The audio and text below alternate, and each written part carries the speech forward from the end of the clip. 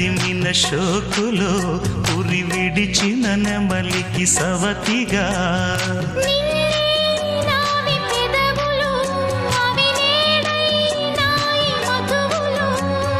రెండు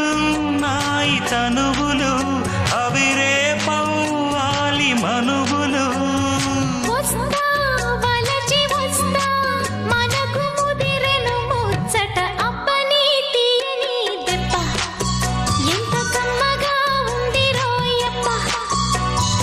అమ్మ నేనున్న నీ బుగ్గ ఎంత లేతగా ఉన్నదే మొగ్గ పురుషుల